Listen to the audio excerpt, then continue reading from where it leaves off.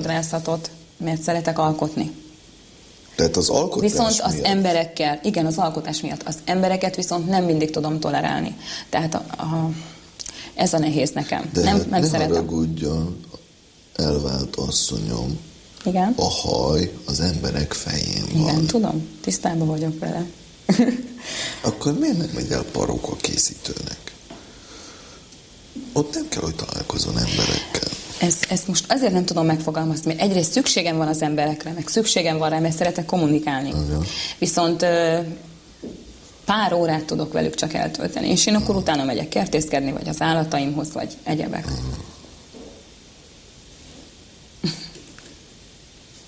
Tudja, az ilyen ember, mint maga, aki folyamatosan menekül, nem fog tudni pihenni.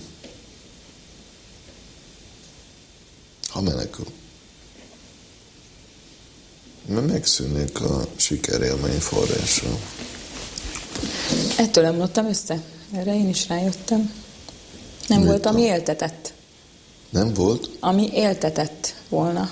Tehát persze. ami szponzorált volna, úgymond. Kicsit. Amikor ugye kivettem ezt a bizonyos ominózus 2 hetet. 2 ünnep között. Azt nem tudja, én elég sokat dolgozok egy évben. És én igyekszem minél hosszabb időt kivenni. És tudja, hogy milyen jól érzem magam az első naptól kezdve. De tudja miért? Mert én nagyon szeretem csinálni. Igen. Azt, amit csinálok, szemközt önnel.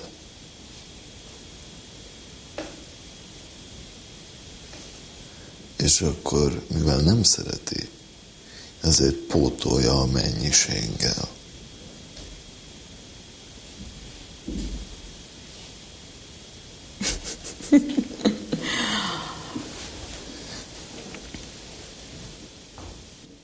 Nincs semmi se elveszve, tudja. Legalább felismerte, hogy igazából nem szereti csinálni azt, amit csinál. És van egy nagyon jó, amit mondott. Mielőtt itt ripityomra esne szét. Igen. Látom a szemén. Nem szeretek róla beszélni.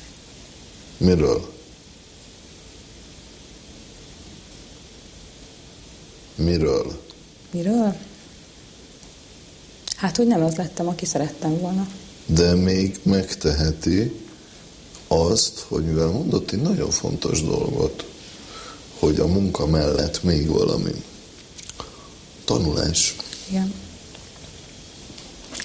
Ugye én azt gondolom, hogy 35 éves korára talán itt az idő, hogy elkezdje megcsinálni saját magát. Semmiről sincsen lekésve. Tudja miért? Miért? Egyszerűen azért, mert ez volt az ön tanulópénze.